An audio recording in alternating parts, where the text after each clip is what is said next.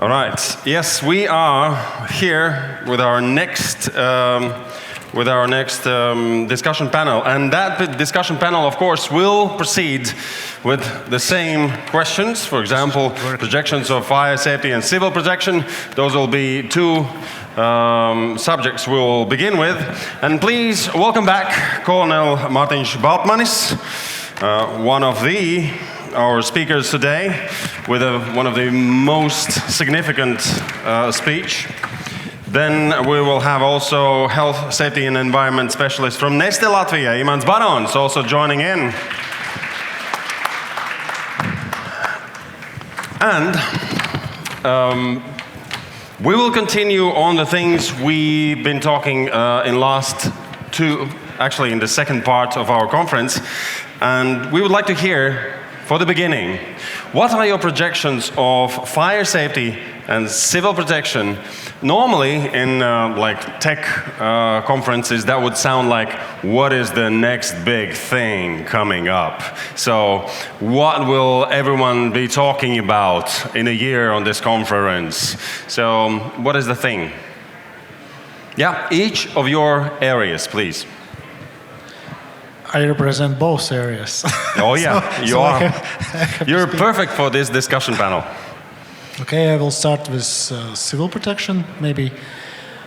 As I mentioned in my presentation, so now the civil defense, if we compare, I told that when we use the term civil defense, we understand that we are implementing measures how to protect civilians in case of war. And then we have this civil protection term, which we use how to protect people in case of disaster. So civil defense? Civil defense and civil protection. All right. And now the hot topic actually is the civil defense. So because of the war in Ukraine, so all resources, or maybe even all efforts, are pushed to the civil defense.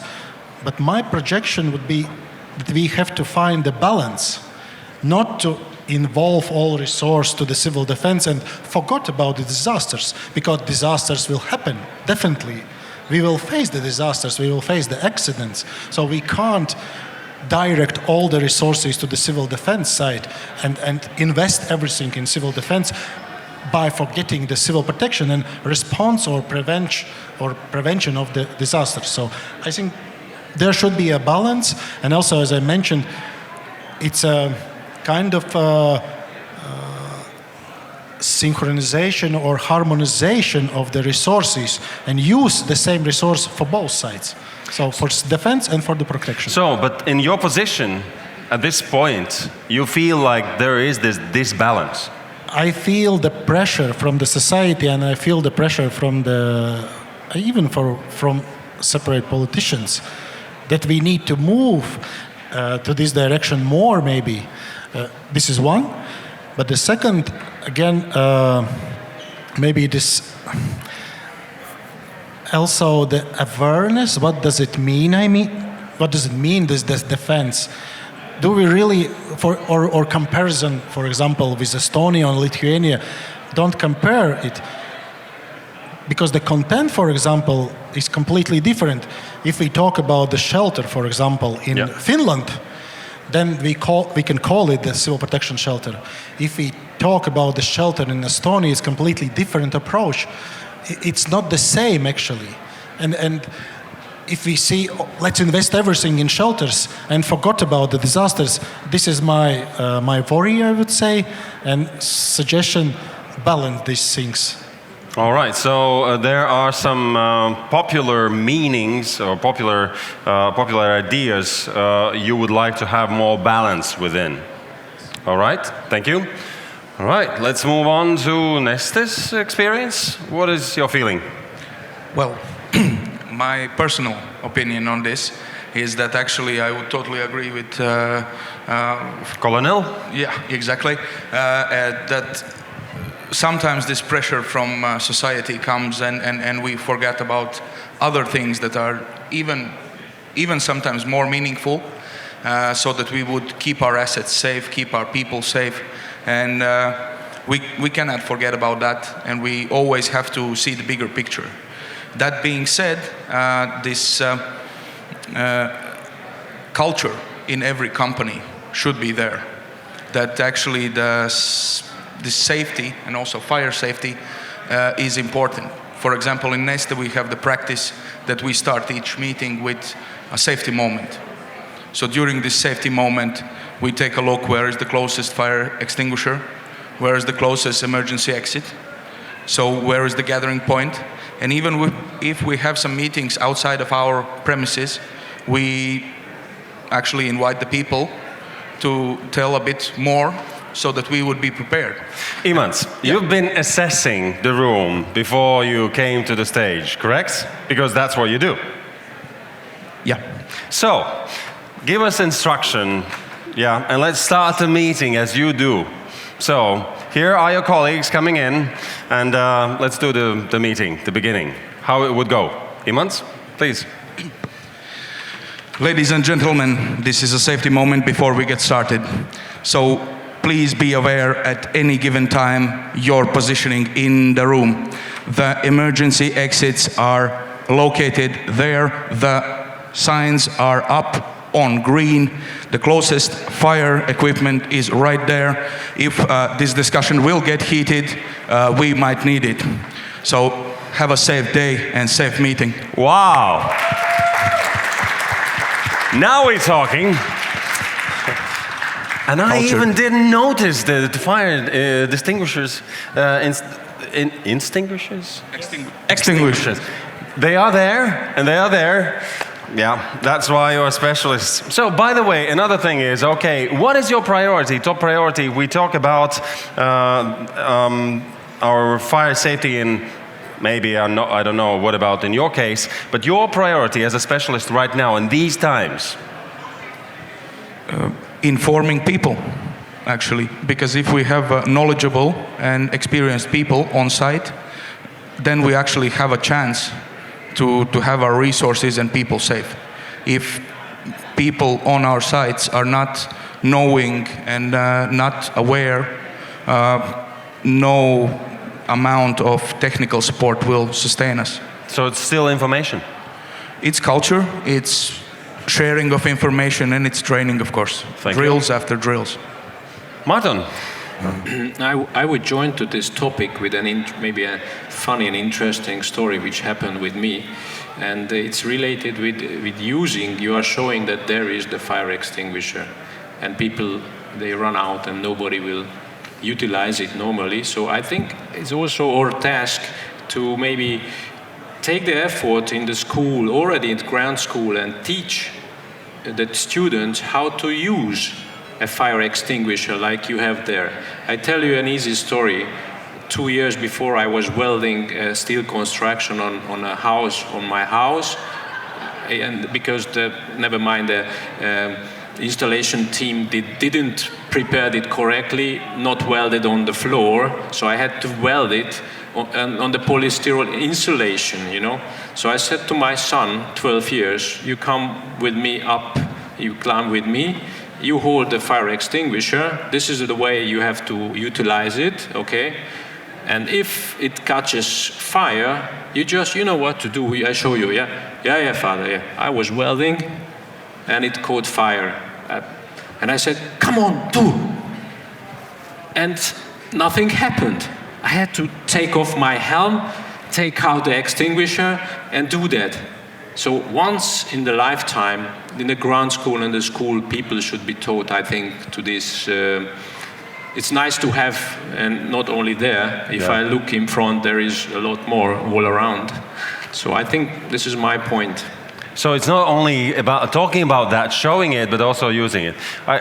Although I can't imagine Imants doing it every meeting, just training also. Yes? But I think you touch a very good point. It's a group targeting. So you were talking about the children. But again, the projection, if we look to the fire safety, again, we have to be very correct on specifying and working with appropriate target group. So, because from my experience, we can divide the society in 4 groups. The one group, I don't know the percentage of this, but we can divide them in 4 groups. So the one group of society, they care about safety, and they actually act to ensure the safety. So they install the smoke detectors, they train how to use the fire extinguishers, they drive on roads safely. So this is one group. And listen to the instructions at the plane every time. Yeah, and basically, this is the group. Okay, this is maybe not a good example, but this is the group maybe where we don't need to invest. I mean, so much invest by state or enterprise resources. Then we have a second group, which agree that safety rules are important. But if you ask, have you installed the smoke alarm, the answer is no. So the third group actually is the nihilists, or I don't know how to use the Nihilists? Correct term. So when we speak with them, I receive the answer, I have been living here for 50 years. Oh, yeah. There wasn't any fire. What do you want from me? I won't install anything. So you can go and do your job somewhere else. So this is and we can see on roads as well, some of them. And I've been driving like that for 50 years and see nothing happened. Yeah. And then the most important, I think, what we discover from the fires, from the accidents, and from our preventive work, is the group where the welfare of the society is not so high, actually. All right. And they have completely different problems. The safety is not a priority in their life. Their priority is actually the basic needs. They're surviving. Yeah. And they are not thinking about how to install the smoke detectors, or should I read the brochure related response or appropriate action in case of different accidents. So, and again, this is how we can effectively use our resource, use for those where is the highest risk actually. But if they don't have means to do anything about that safety, so they will be left out anyway. I will tell you, and this is the most complex thing actually to work with this group. Because it's nice to go to the kindergarten and speak with the children, and take pictures, post them on Facebook, we did a great job, which is good.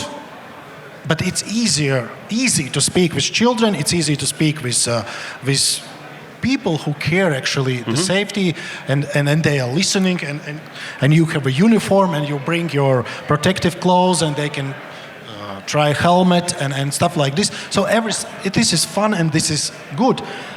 But from our experience, when we go to this target group where the problems are the highest regarding the fire safety, so this is the most complex thing, how to convince the person that this is your life, that please don't smoke actually indoors, because this is one of the biggest cause of the fatalities, not only in our country but all around the world. So this is the biggest challenge, how to convince. And I have to be pragmatic. There won't be again situation when the 100% of society will be prepared, will be installed the smoke detectors, they will know how to use the fire extinguisher. We have to be pragmatic, but we have to use our resources as efficient as we can to the appropriate target group. So, but do they care? Because for them, they have nothing to lose. So, do they smoke or not? That's a shitty life anyway. It depends. Because from our experience, I would say, there was, for example, seniors who live alone. Yeah. And they said, wow, I didn't know something about this fire safety rule, so what I have to follow. All right. Or I didn't know that I have to install the smoke detectors. And this is the way how you you actually convince them. But definitely, I agree with you. But that there will be this group, what I told you, which don't care about safety. But still, it's worth trying to speak to them. We have to try because it's our job. Actually, this is our job to speak. Will be the impact or not? We have done everything that we could. Let's give him a chance. So, Márton, I wanted to ask, what did you do then when you found out that the kid is not ready? What is? When the kid is not ready, what did you do? You found out that he doesn't know how to do this thing. Did you do the training then? I made a training for him, of course, but he was stressed because of the fire. And that's the situation. I mean, I think we discussed upmost about this topic, education for people, but real education, like you are when on the airplane listening the 20 times, you know, it should be very interesting. I mean, you have also the life safety features just beside on the left side, and everybody say, that is. But one time, everybody should do that. It's mandatory. And honestly, last month, my son swallowed something, and he could not breathe. And my wife said, "Do something." Yeah. There are many people saying, "Do something." And then again, it was me holding him from the back. So the education should not be tutorial. But have you done it before, or you just saw it somewhere, someone doing, and then you tried to do it yourself? I made also education. I have life safety education. Okay. Oh, luckily. Yeah, should. But the wife didn't know that. All right. Do something. Yeah. And it's good to have somebody who's doing something. All right. Any questions or comments so far, please, on this? No. Then our next step would be this. Role of enterprises in civil protection. If we touch the civil protection, so what are the enterprises should be involved and what they can do? For example, of course, in NESTE it's quite simple. They are doing it themselves and it works. So hopefully it will work when needed. So what else? What are the enterprises we should work with more, and what is their impact on the society if we talk about civil protection? Well, I think the enterprises has assets which could be used in civil protection. I mean, we can divide it into two parts. The one is prevention and preparedness, and the second again is response. I would like to cover this response maybe phase. It's not cost benefit for the service to obtain the crane, for example. If I use it only once in 10 years, so I have to maintain it. So I have to. It's cost for me very much. You mean the firefighting crane? No, crane. Crane, for example, I don't know, any asset which is not very much related to the firefighting and rescue work. So there's no, I can't obtain such an asset. But the enterprises, they use the crane every day in a daily life. So my task actually, and what we do, so we talk with enterprises. We know that you have this asset. So do you agree that that in case of need, I can call you 24/7 and you will provide this asset for me? So of course there should be one importance, benefit to both sides. So my benefit that we fulfill our job to rescue people, for example, to lift up some heavy materials and rescue people from debris, for example. So this is my task. But again, I should compensate the involvement of these assets. So this is, I think, both sides benefit deal. I would say that enterprise know, this is the procedure of course the enterprise should submit the application, so and identify or set up the costs it cost for the enterprise when the asset was involved. But I think this is one of the way, and we prepare such a list for our service because we understand in case of emergency, there is no time again to try to search the appropriate enterprise and asset. It's kind of preparedness. So, and when you make a deal with them, are you handing out them in case of need also that EU thing? No, we don't. But again, during this operation phase, we can say it's a cooperation. Yeah. So it's a cooperation, and we use only your asset. Do you have these examples already where it's been working that way? We have. We use such an examples, as I mentioned in my presentation, in this building, in this shopping center collapse, and we use them when we have a chemical spills. So we have a booms. We protect the water from spreading of the chemicals, for example, in inland waters. So, and I need to decontaminate these booms. So instead of getting all the licenses in order to deal with waste, so and obtaining resources, how I can decontaminate these booms, I involve enterprise and pay for it. Mm-hmm. So this is not a procurement, because we have a legislation how we can involve enterprises, not only our service, but all the services.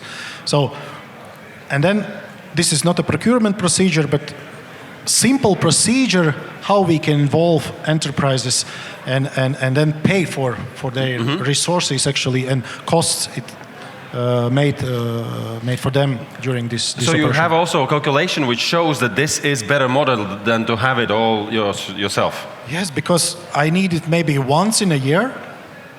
So it works. It works. Yeah, it works. It's just one example, actually. Yeah. So, Neste, do you have any examples how enterprises could be involved? Well, I would say that this cooperation, what Colonel already mentioned, is the most important thing, because when the crisis is already ongoing, it is too late to build some bridges. The bridges must be there before that.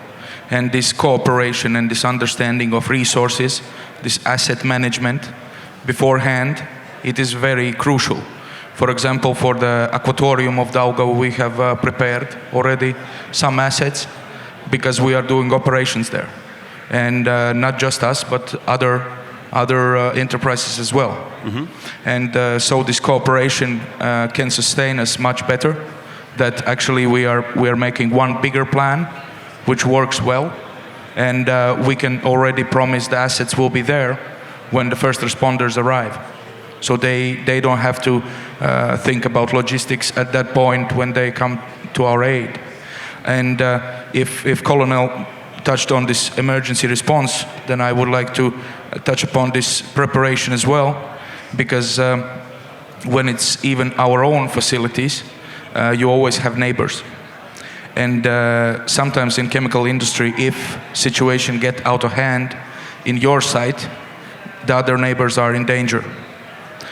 Depending on the chemical composition, it can be more toxic, less toxic, more explosive, less explosive, but no matter the chemical, it is not meant for human consumption, and it can cause a lot of death. So we have to be prepared, and we have to think about the worst case scenario on a daily basis. So we are not living a dream. There was a case with Jēkabpils where suddenly we needed a lot of big bags, and luckily they were provided like that. So we were still calling out on radio for help, and they called us and said, whoa, thank you, enough. So there is this feeling of cooperation also with the enterprises, but then we heard that there are some, for example, mobile networks which were in jeopardy, and people were afraid that they will lose mobile networks. So all the crucial parts of these technologies are safe so far in these cases? Not all. We can't, but in certain level, the enterprise like mobile phone operators, they ensure to the certain level that their service will be provided. And in this case also, as you mentioned, this Jēkabpils, again, we had an assets to protect the mobile phone tower. So again, we supported the enterprise. And actually, the one example, if we talk about the public notification, so we will use and some countries already use the mobile network companies in cell broadcast. So, okay, the management system is in our service, but we use the infrastructure of the mobile phone operators in order to notify the population. So this is again example how important actually is the mobile enterprises in civil protection. Yeah, otherwise, because people said, you said to call that phone or this phone. Phones are not working. It's a wrong advice. What to do? Well, you could go to your relatives on the boat and then warn them. You know, at one point, I felt, working on the radio, trying to help with information, I felt kind of a little helpless because people said, you know, they don't have radio with the batteries, the mobile network is down or will be down. What are we doing? What can we do? That's why we have a separate system. I mean, the radio, again, the radio and the batteries, so it's a part of emergency bag, actually, which is included in this brochure. And we have actually the agreement with the radio. And in case of Jēkabpils, we also activated this agreement, and they announced the information which was appropriate to this case about the gathering places, about the temporary accommodation places, about the safe routes, etc. So again, if we don't have batteries and radio, so it's, I would say, responsibility of individual in one matter, and then it's our system. But again, we had some events. For example, the big fire in Jūrmala, when the waste, it was a waste territory on a fire. When we use actually the blue light services. I mean the police and fire services in order to notify the people in dangerous area.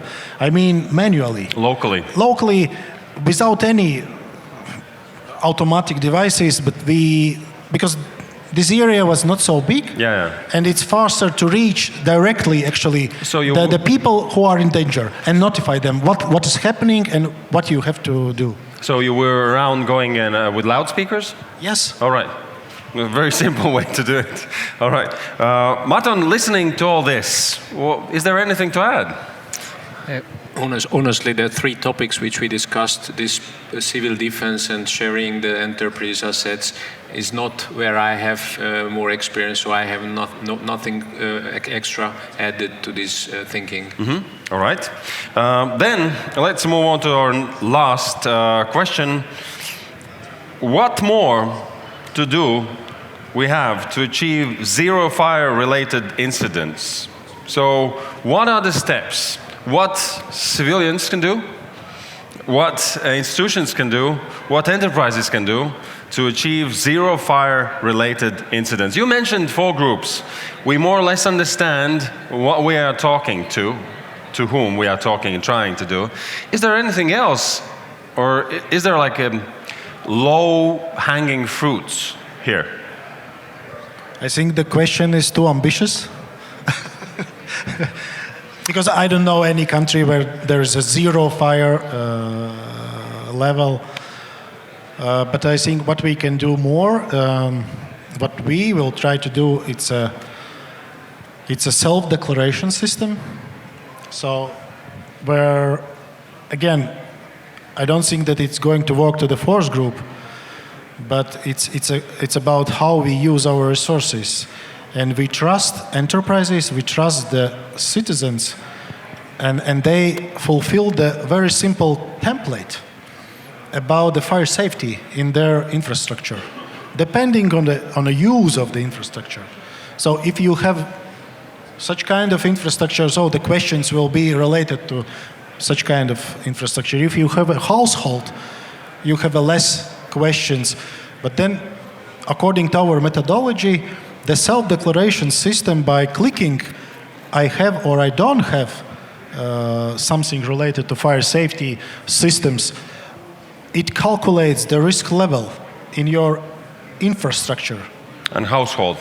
And household as well. So, and the first thing, by clicking yes and no, so you are learning at some point, you start to think, oh, for my infrastructure this is important, or it should be installed. Okay, I don't know. Maybe I don't know if it's on place, or I can ask to someone, or if I know, okay, then I click yes.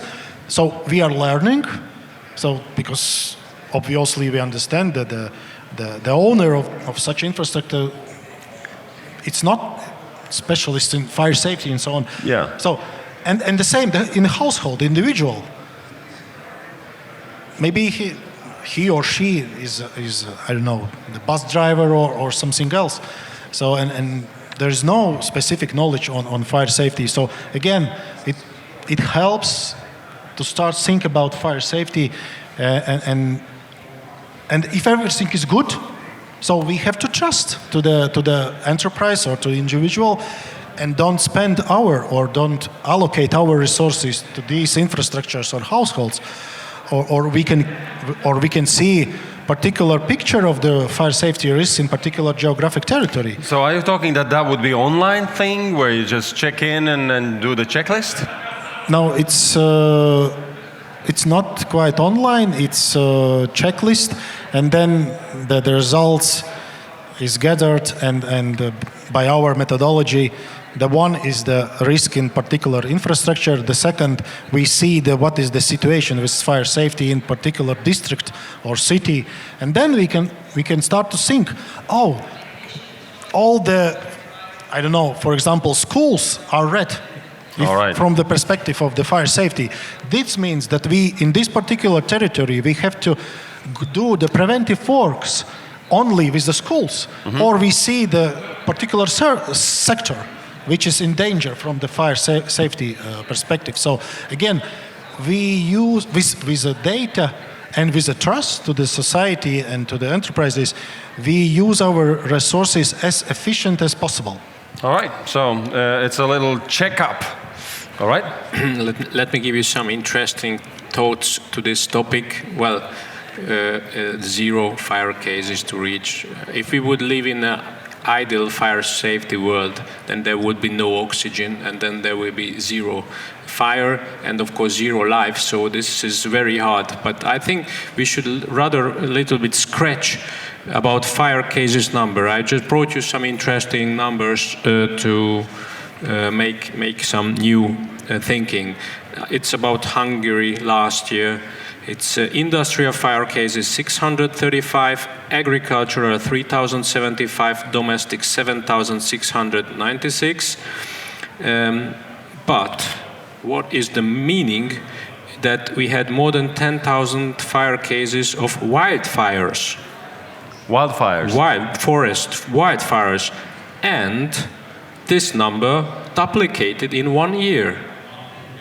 Now, if you are just giving people the challenge how to make 0 fire cases, I think it would be more scientific or a way to see which area we should be more aggressive, because you can restrict people to follow fire safety rules and whatever.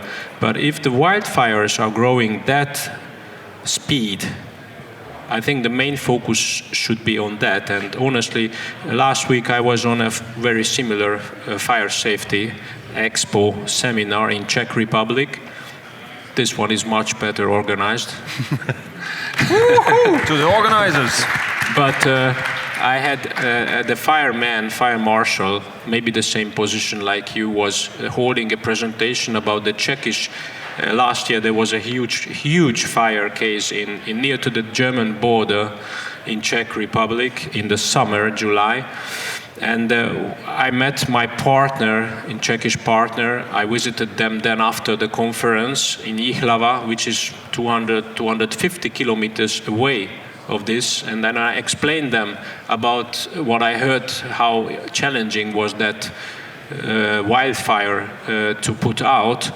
And he said, I remember in Ihlava, 250 kilometers away, 1 week, 2 weeks, we could not go out because it was so embarrassing and disturbing the breath. So when we are talking about number of fire cases, I think domestical fire cases, you can try to make, and the most people died, of course, in domestical. That's also true. The number is about 100 people approximately in Hungary per year, just to orientate. And but the cases duplicating the wildfire in 1 year in Hungary, we had extreme dry season last year in Hungary. Extreme. The agriculture was way down, you know. And you are lucky in this region, you have more rain. So maybe this is not the topic yet. I hope it will not be. This is just my we input. like burning grass. We do like, and that's every spring we have the same problem. People think that everyone else will burn except them. They are the most clever people around with a fire in hand and dry grass. So we're still there. Sorry. But there is improvements. There is. Yes. Because if we compare the same period this year and previous year, so previous year at the same period we had 1,128 these grass fires. Today we have 496. So it's 50% more less. Do you know what happened? What happened? Rain. We had floods in Latgale. What? Floods. So So all it the burned. territory which was previously actually burned now was flooded. So it's not about getting clever. I think it's one of the aspects Okay. what make an impact to the number of these last year grass fires, but we are doing a lot of preventive measures as well in order to prevent these fires. Like we are giving the coordinates to the appropriate service, which actually coordinate and control the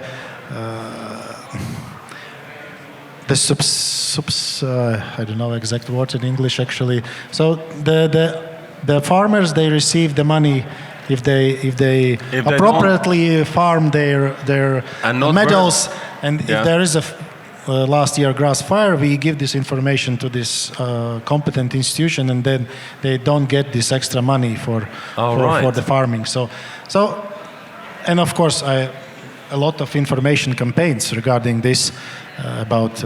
So you're saying also that incentives helping to do correctly the farming of grasslands is helping also to prevent these wildfires because of dry grass. Yes. All right. Thank you. Also, one instrument. Why not? Yes. Yeah, well, in our industry, the most important part would be this elimination of ignition sources. And if we are thinking about ignition sources, sometimes people are not that aware what can be an ignition source. If we are thinking about lighters, smoking, matches, everything is clear. But once we get to electronics, suddenly we forget about the basics. And we have to understand that we are living in great technology age where everything has battery. Unfortunately, this battery is powered by very exotic metals, which the firefighting is done differently for them. And if we're not aware of that, with the regular means, we will not be able to extinguish them, and we would even make matters worse. And unfortunately, at this point, every gadget, every vehicle has some sort of lithium-ion battery already in it, and they will decay. Better ones will take longer, but cheaper ones will soon start to decay, and we are seeing this in industry all around Europe. So you're seeing already increase in these incidents? Yes, actually, the internet is quite full with this sort of experience. For our enterprise, we are actually limiting this usage of power tools giving a better use for hand tools, if possible, or there is preparation matters that we are doing job hazard analysis beforehand. We are doing the last fire certification for our foams, and we are actually preparing the environment, doing the gas measurements to understand the carbohydrates and the oxygen levels before we go somewhere and we start to do something. So, but the elimination of these ignition sources in our line of business is crucial. But of course, the households, again, training and understanding what to do in case of emergency. But are you also talking about gas stations and car batteries and mobile phones while using application to fill the car? What is the main source of risk? The main, the main risk is actually this lithium-ion battery catching air. How it can be done? Just drop your mobile phone from big enough distance from the ground, it will pop open. The lithium-ion battery will catch oxygen, it will ignite, it will be very bright, it will be very hot. And later on, you are standing next to a, for example, worst case scenario, gasoline truck. The vapors in there is in good concentration. You can smell the sweet smell of gasoline, and that's it. So yes, we are promoting the app, but you should open the pump once you're in the car. And I know previously we discussed about motorcycles, but for those we have still the card, and then you can use that. Yeah, because the question was if we are using in gas stations, we are using applications to fill the car. What about sitting on your motorcycle where the tank is right here? Yeah, but then, stupid motorcyclists don't live long, so they don't go to gas stations very often. Well, if you have any questions, please, this is the time for it.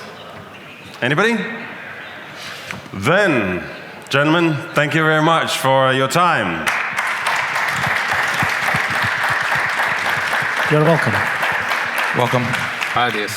All right, and now we can move on to the first hall where the closing of the conference part will be. But of course, the expo is still open for you to enjoy. Yeah, okay. So let's meet Picture. at the hall next to this one for the closing.